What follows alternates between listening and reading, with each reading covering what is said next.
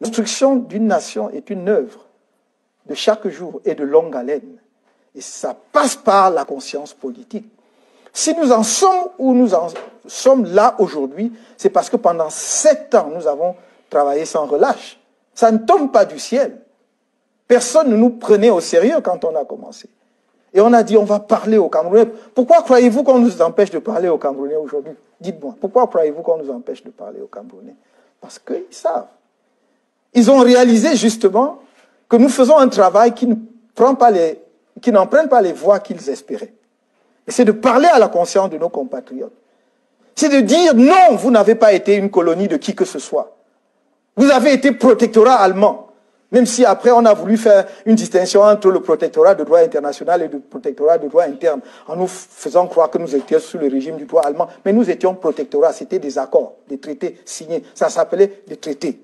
Quand Nachtigal signe le dernier traité le 12 juillet 1884 à Douala, c'est un traité. Nous n'avons pas été une colonie.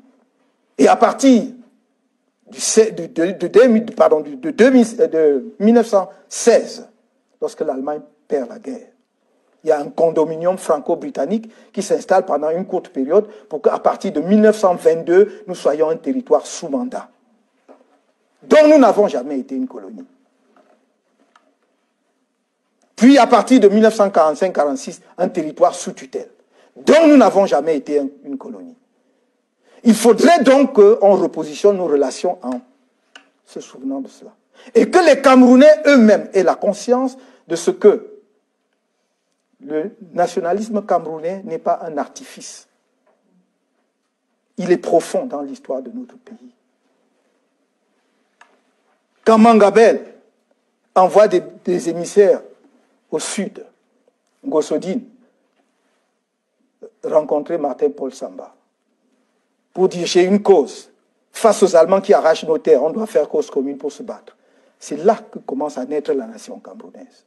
C'est ça que je voudrais que mes jeunes compatriotes, à qui on n'a pas enseigné cela, c'est ça que je voudrais qu'ils sachent. Et que c'est dans cette dynamique, toute cette trajectoire que s'est bâti notre pays. En passant par les nationalistes des années 1948 jusqu'au dernier exécuté le 15 janvier 1971, Ernest Ouandira Bafoussam. C'est ça l'histoire du Cameroun. Il faut s'inscrire donc dans cette continuité. C'est ça que je voudrais que nous continuions à faire.